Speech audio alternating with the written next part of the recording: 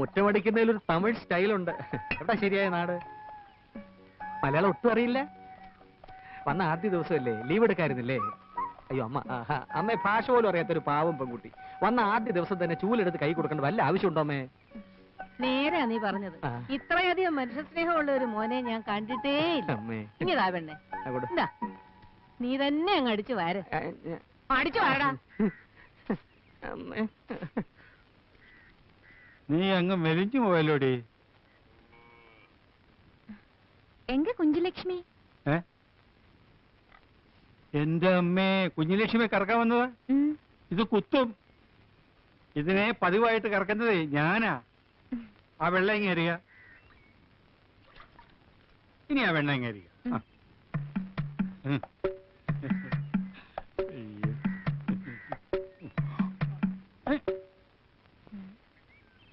ഈ കുഞ്ഞുലക്ഷ്മി ഇത്തിരി കുഴപ്പക്കാരിയാ. ഭാഷ മാറി കറന്നാൽ അവൾക്ക് ഇഷ്ടപ്പെട്ടെന്ന് വരില്ല. ആ അവിടെ നിൽക്കേ. ഞാൻ ഇവിടുത്തെ കാര്യത്ത്, നിങ്ങൾ ഇവിടുത്തെ കാര്യത്ത്. നമ്മൾ ഒരുമിച്ചൊരു പശുവിനെ കറന്നെന്ന് വിചാരിച്ച് ആരും ഒന്നും പറയാൻ പോകുന്നില്ല, ഒന്നും സംഭവിക്കാൻ പോകുന്നില്ല. ഇതാ കറന്നോടെ.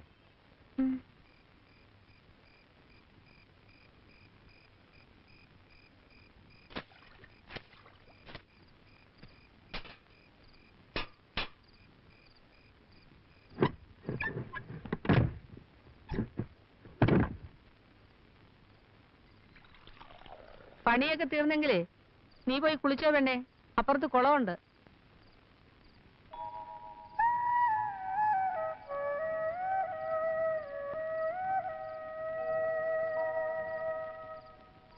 നല്ല നിലാവുണ്ട്. പേടിക്കാതെ കുളത്തിലേക്ക് ചെന്നോളൂ. സ്ത്രീകൾ കുളിക്കുന്ന കുള, അധികം ആഴമില്ല. നീന്താൻ അറിയോ? നീന്താൻ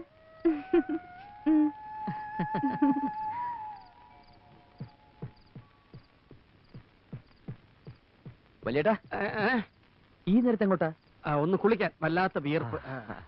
ചെല്ലേ, നല്ല നിലാവുണ്ട്. ഇപ്പൊ നീന്താൻ നല്ല സുഖ. നിലാവ് നീന്തല് തമ്മിൽ എന്താണ് കഴുതേ ബന്ധം? അല്ല, എവിടെയെങ്കിലും ഇത്തിരി നിലാവ് കാണുമ്പോഴാണല്ലോ എല്ലാവർക്കും നീന്താൻ തോന്നുന്നത്.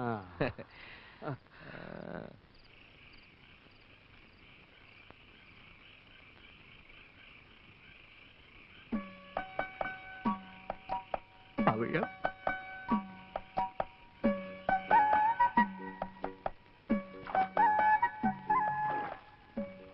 പവിഴം പേടി തോന്നുന്നുണ്ടോ? പവിഴം പേടിയില്ലല്ലോ ചേട്ടാ. അമ്മാവനോ? അല്ല, അമ്മാവി. വീണ് കിട്ടിയ ഇത്തിരി സമയല്ലേ, അവരവിടെ നന്നായിട്ട് കുളിക്കട്ടെ. നമുക്കിവിടെ ഇത്തിരി നേരം ജീവിക്കാം.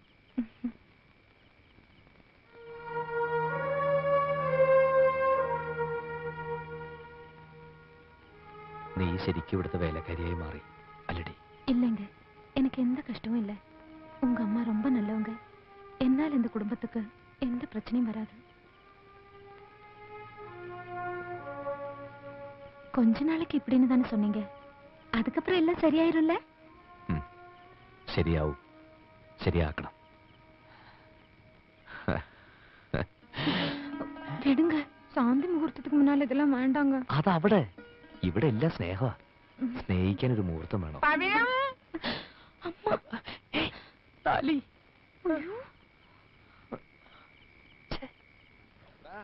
ഞാൻ കുളിക്കാൻ വരുമ്പോ തന്നെ നിനക്കും കുളിക്കണമല്ലേ? ഒരുമിച്ച് കുളിക്കുമ്പോഴല്ലേ അമ്മാവാ ഒരു രസം. കുളിക്കാൻ പറ്റിയില്ല അല്ലേ? എനിക്ക് നീ കുളിമുറി കുളിച്ചാ മതി. വാ. മാണിക്യ വീണ ഉലാളയന്തി മദാലസ മഞ്ജുള വാക്വിലാസ മഹേന്ദ്ര.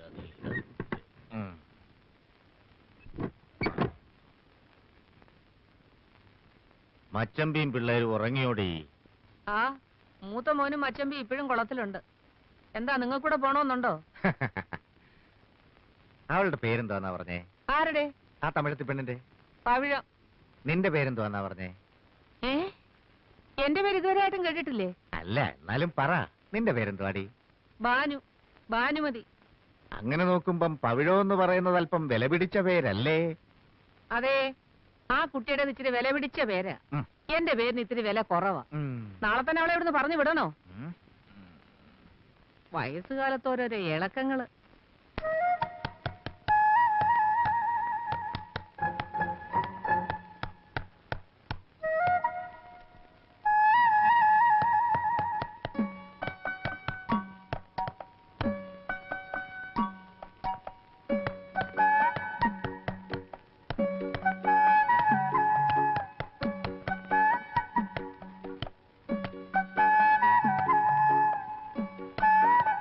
ഇവിടെ എന്താ ഒരു മരാമത്ത് പണി? ഇങ്ങനെ ഞാൻ തറയ്ക്കാം. പവിഴം ഇനി അവൾക്കൊരു ആണി അടിക്കാൻ നീ എന്തിനാ ജയകൃഷ്ണ കഷ്ടപ്പെടുന്നത്? ആരെയും കാണാഞ്ഞിട്ട് എന്നെ ഒന്ന് വിളിച്ചോണ്ടാ ഞാൻ ഇങ്ങോട്ട് പോന്നു. അല്ലേ പവിഴം? അമ്മാൻ പോയി കിടന്ന് ഉറങ്ങ്. മാണികത നീ പോടാ.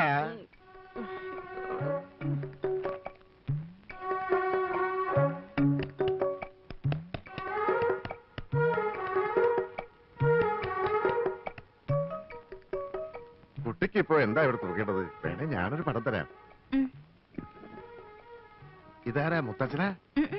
കടവുൾ. കടവുൾ എപ്പോഴാ ഈ വേഷത്തിൽ ഇറങ്ങിയത്?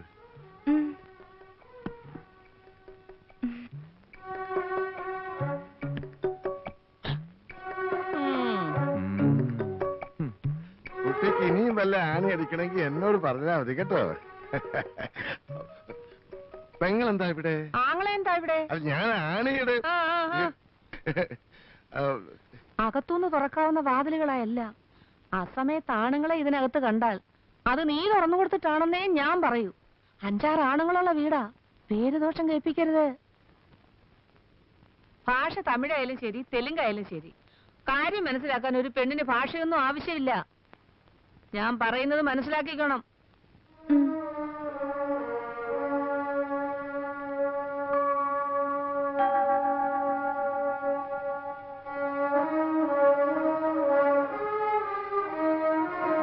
എന്താടാ? അമ്മ പറഞ്ഞ മുഴുവൻ ഞാൻ കേട്ടു. അതുകൊണ്ട് പറയാ, ഞാൻ പറയുന്നതായിട്ട് ബഹളം വെക്കരുത്. പൊള്ളാച്ചിയിൽ അവരുടെ കാര്യങ്ങൾ അറിയാവുന്നതുകൊണ്ടും നമ്മുടെ അന്തസ്സോർത്തോണ്ടും പറയുക, അവളോട് തളത്തി കിടക്കാൻ പറഞ്ഞ ശരിയായില്ല. അവിടെ എന്ത് സുരക്ഷിത്വം അമ്മയുള്ളത്? പുറത്തുനിന്നൊരുത്തൻ ജെല്ലി കൂടെ കൈയിട്ട അവളൊന്ന് നിലവിളിച്ച നമ്മൾ ആരെങ്കിലും കേൾക്കോ? അവളകത്ത് കിടത്ത്.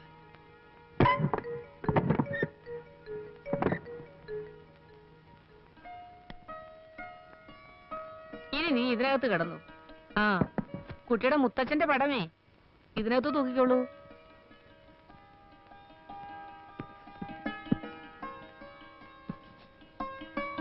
ഇത് നല്ല അടച്ചുറപ്പുള്ള മുറിയാ. പണ്ടങ്ങാണ്ട് അരിയുടെ അച്ഛന്റെ ബന്ധത്തിൽ ആരോ ഇതിനകത്ത് ഒരു കാരണവുമില്ലാതെ തൂങ്ങിച്ചെത്തിട്ടുണ്ട്. അങ്ങനെ കൊണ്ട് ഒരു കുഴപ്പം ഉണ്ടാവില്ല. പേടിയുണ്ടോ? ഉണ്ടെങ്കിൽ പറ. കൂട്ടിന് ആരെങ്കിലും വേണോ? ഞാൻ വന്ന് കിടക്കാം. ഓ, ഞാൻ പറയുന്നതൊന്നും ഈ പെണ്ണിന് മനസ്സിലാവുന്നില്ലെന്ന് തോന്നുന്നു. നീ കഥയും ജനലും ഒക്കെ അടച്ച് കിടന്നുറങ്ങ്.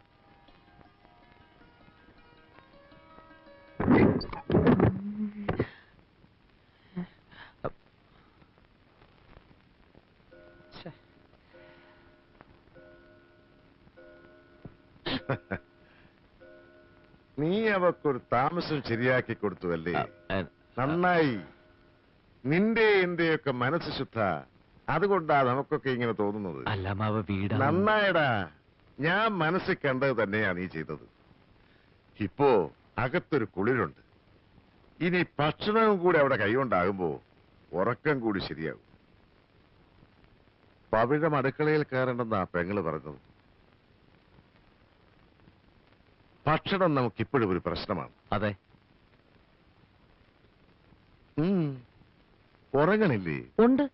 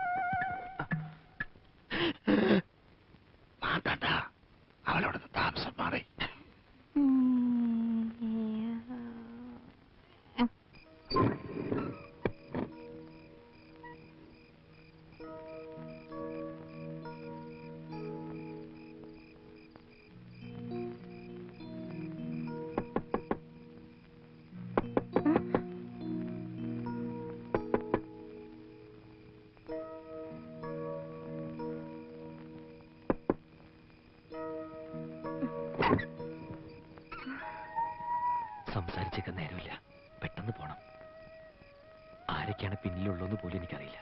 പിടിച്ചു പോയാൽ ആ കുഴപ്പമാവും.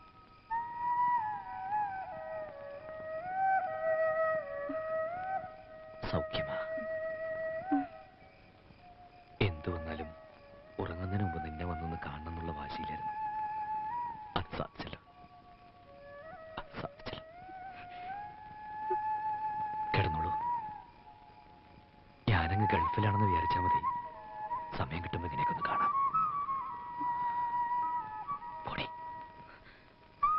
പോയി പടുത്തിട്ട് തൂക്ക്.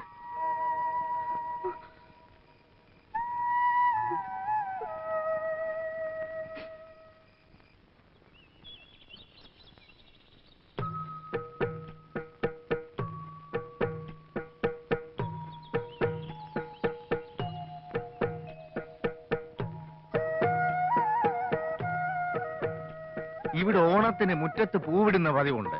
നീ എന്ത് മന്ത്രവാദമായി കാണിക്കുന്നേ? ഇതല്ലേ മച്ചമ്പി കോലം? വരച്ചു വരച്ചതിപ്പോ ഒരു കോലത്തിലായത് ലക്ഷണമുണ്ട്. അവള് വരയ്ക്കുന്നതേ നമുക്ക് തിന്നാനുള്ള പുട്ടിന്റെ പൊടിയെടുത്താ. തലയ്ക്ക് അസുഖം വല്ല ആണെങ്കിലേ എല്ലാത്തിനും പൊക്കിയെടുത്ത് ഞാൻ പുറത്തെറിയും. മനുഷ്യർ തിന്നാനുള്ള സാധനം എടുത്താണ് അവിടെ മുറ്റത്ത് വരച്ചു കളിക്കുന്നത്. കേറി പൊടിയകത്ത്.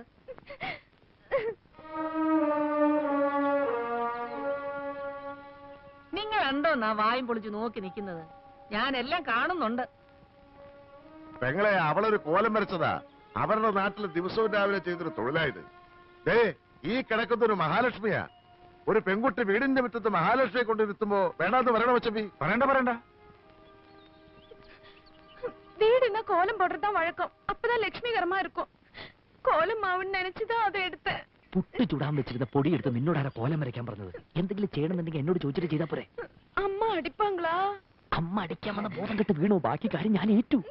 ஐயோ, എന്താ നീ അവളോട് എന്ത് തെമ്മാടിത്തരാ കാണിച്ചേ? അവളെന്താ കരഞ്ഞോണ്ട് പോന്നെ? വൃത്തിയായിട്ട് കാണിച്ച കൊന്നളയും ഞാൻ. ഞാനൊന്നും ചെയ്തിട്ടില്ല. പ്രശ്നം വേറെയാ. എന്താ പ്രശ്നം? അവൾ ഇന്നലെ രാത്രി ജയേട്ടനോട് സംസാരിച്ചെന്നും പറഞ്ഞ് അമ്മ അവളെ പൊതിരെ തല്ലി. ഞാൻ എപ്പോ സംസാരിച്ചു? ജയേട്ടന് ഇപ്പൊ അവസ്ഥയ്ക്ക് പോണ്ട. தெரியாம இந்த தப்ப செஞ்சுட்டு இனிமே இப்படி செய்ய மாட்டேன். என்ன மன்னிச்சிடுங்க. നീ പറയുന്നത് പലതും എനിക്ക് മനസ്സിലാകുന്നില്ല. എന്നുവെച്ചാ തെറ്റ് കണ്ടാ ഞാൻ വഴക്ക് പറയും. ചിലപ്പോ അടിച്ചെന്നും വരും. എന്റെ അമ്മ എന്നോട് ക്ഷമിക്കണം. ഇതെന്താ? ഓരോരോ പ്രായത്തിൽ ഓരോരോ തെറ്റുകൾ ഏത് മക്കളും ചെയ്യും. ഞാനങ്ങനെ അറിയാതെ വല്ല തെറ്റും ചെയ്തു പോയിട്ടുണ്ട്. അമ്മ എന്നോട് ക്ഷമിക്കണം. ആരായാലും ഒന്ന് പൊട്ടിച്ചിട്ടേ ഞാൻ ക്ഷമിക്കത്തുള്ളടാ. അപ്പൊ നീ ആയിരുന്നു പുട്ടിന്റെ പൊടിയെടുത്ത് അവക്ക് കൊടുത്തത് അല്ലേടാ? ഹരീഷ്ണ,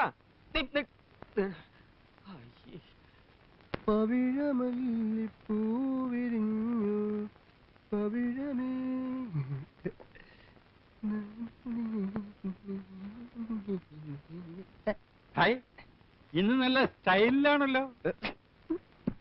എന്താണെന്നറിയില്ല, ഇപ്പോ എല്ലാവരുടെയും മുഖത്ത് നല്ല തെളിച്ചുണ്ട്. പാലെങ്ങനെയുണ്ട്? പാലിപ്പോഴും പണ്ടത്തെ പോലെ തന്നെ ഏട്ടാ, വെളുത്തിട്ട്. അത് തന്നെ ഞാനും ചോദിച്ചത്. ശമ്പളം കൊടുക്കുന്നുണ്ടെങ്കിലേ അത് ഞാൻ കൂടി അധ്വാനിച്ചുണ്ടാക്കി കാശാ. ചോദിച്ചാൽ ഉത്തരം പറയണം. അങ്ങനെ അങ്ങ് ദത്തെടുക്കല്ലേ.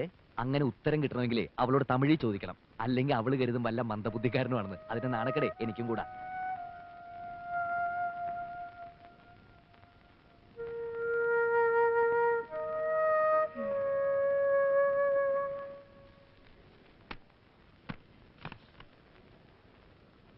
ഞാനാടോ കുട്ടൻ നായർ.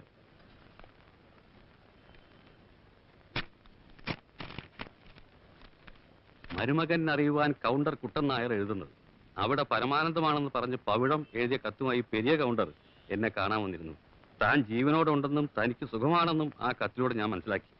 ഇന്ന് തീയതി 15. അടുത്ത 19-ന് രേവതി നക്ഷത്രത്തിലാണ് തന്റെ ശാന്തി മുഹൂർത്തം.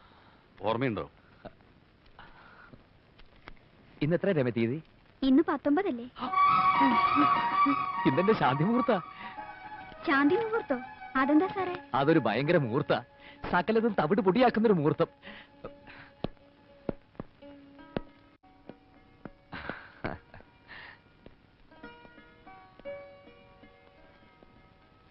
പവിഴ എവിടെ അമ്മേ? അവള് ചന്തയിൽ പോയി. ഇല്ല, അല്ല, അവളെ കാണുന്നുമില്ല, അമ്മ എന്തോ ജോലിയിലുമാണ്. അപ്പൊ ഞാൻ കരുതി ഇനി അവളെ പറഞ്ഞയച്ചിട്ടുണ്ടാവുന്നു. അങ്ങനെ ഇപ്പൊ നിങ്ങൾ എല്ലാരും കൂടെ കൂടി അവളെ എന്റെ അടുത്തൊന്ന് പറഞ്ഞയക്കണ്ട. അവളിപ്പോ എനിക്കൊരു മോളാ, അങ്ങനെ കരുതാനേ പറ്റുന്നുള്ളൂ. എന്നിട്ടും അമ്മ അവളെ ചീത്ത വിളിക്കാറുണ്ടല്ലോ, അതെന്താ? തെറ്റ് കണ്ടാ കൊല്ലും ഞാൻ. മോളാണെന്ന് കരുതിയാലേ ഇച്ചിരി സ്വാതന്ത്ര്യത്തോട് കൊല്ലാമല്ലോ, അതുകൊണ്ടാ. നിനക്ക് നല്ല വിഷമമുണ്ടെന്ന് എനിക്കറിയാം. ഇങ്ങനെ ഒരു ത്രിശങ്ക സ്വർഗത്തിലായിരിക്കും നമ്മുടെ വിവാഹ ജീവിതം എന്ന് നീ കൊണ്ടുവന്ന കുതിരവണ്ടിയിൽ അന്ന് കയറിയിരുന്നപ്പോ ഒരിക്കലും ഞാൻ ഓർത്തിരുന്നില്ല മോളെ. ചിലപ്പോ തോന്നും സത്യം എല്ലാവരോടും ഒന്ന് തുറന്നു പറഞ്ഞാലോ ഒന്ന്. പിന്നീടുണ്ടാകുന്ന ഭൂകമ്പം ഓർക്കുമ്പോ തൂങ്ങിച്ച തലന്നൂരെ തോന്നും. ജയണ്ണനിക്ക് എങ്കിട്ട ഇപ്പൊ കാതൽ ഏട്ടനാണെന്നൊന്നും ഞാൻ ഓർക്കൂല, കൊല്ലും ഞാൻ അവനെ.